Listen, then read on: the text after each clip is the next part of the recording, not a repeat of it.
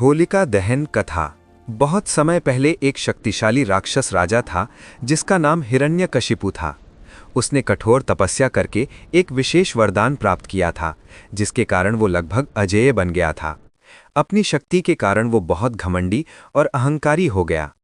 हिरण्यकशिपु चाहता था कि उसके राज्य के सभी लोग केवल उसी की पूजा करें। वो स्वयं को भगवान से भी बड़ा मानने लगा था। लेकिन उसका अपना पुत्र प्रहलाद उससे बिल्कुल अलग था। प्रहलाद बचपन से ही भगवान विष्णु का परम भक्त था। वो हर समय भगवान विष्णु का नाम जपता और उनकी भक्ति करता था। ये देखकर हिरण्यकशिपु बहुत क्रोधित हो गया।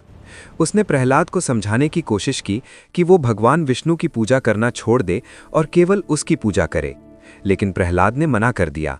उसने कहा कि भगवान विष्णु ही सच्चे रक्षक हैं और वो उनकी भक्ति कभी नहीं छोड़ेगा। हिरण्यकशिपु को ये बात बिल्कुल पसंद नहीं आई। उसने कई बार प्रहलाद को मारने की कोशिश की। उसे ऊंचे पर्वत से गिराया गया, लेकिन वो बच गया। उसे खतरनाक जानवरों के बीच डाला गया, लेकिन उसे कोई नुकसान नहीं हुआ। हर बार प्रहलाद भगवान विष्णु से प्रार्थना करता और भगवान उसकी रक्षा करते।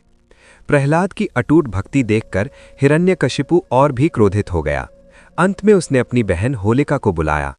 होलिका के पास एक जादुई चादर थी जो उसे आग से बचाती थी।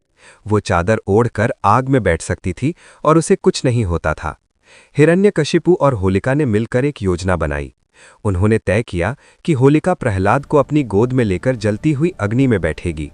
उन्हें विश्वास था कि आग में प्रहलाद जल जाएगा और होलिका अपनी जादुई चादर के कारण बच जाएगी। कुछ समय बाद लकड़ियों का एक बड़ा ढेर तैयार किया गया और उसमें आग लगा दी गई। चारों ओर लोग इकट्ठा हो गए। होलिका अपनी जादुई चादर ओढ़कर प्रहलाद को गोद में लेकर आग में बैठ गई।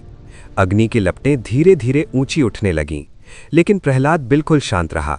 उसने अपनी आंखें बंद कर लीं और भगवान विष्णु का नाम जपने लगा। उसे पूरा विश्वास था कि भगवान उसकी रक्षा करेंगे। तभी एक चमत्कार हुआ। जैसे जैसे आग बढ़ती गई, होलिका की जादुई चादर उड़कर प्रहलाद के ऊपर आ गई और उसे ढक लिया। होलिका बिना चादर के आग में घिर गई। कुछ ही समय में होलिका जलकर भस्म हो गई, लेकिन प्रहलाद सुरक्षित बच गया। ये देखकर सभी लोग आश्चर्यचकित रह गए। ये स्पष्ट हो गया कि सच्ची भक्ति और विश्वास की हमेशा जीत होती है। बाद में भगवान विष्णु ने नरसिंह अवतार धारण किया और हिरण्यकशिपु का अंत किया। इस प्रकार बुराई का अंत हुआ और अच्छाई की विजय हुई। तभी से हर वर्ष होली से एक दिन पहले होलिका दहन मनाया जाता है। इस दिन लोग लकड़ियां इकट्ठा करके अग्नि जलाते हैं और उसकी पूजा करते हैं। लोग अग्नि के चारों ओर घूमकर सुख, शांति और समृद्धि की प्रार्थना करते हैं। होलिका दहन हमें ये सिखाता है कि अहंकार और बुराई का अंत निश्चित है। सच्ची भक्ति और विश्वास की हमेशा जीत होती है और अच्छाई हमेशा बुराई पर विजय प्राप्त करती है।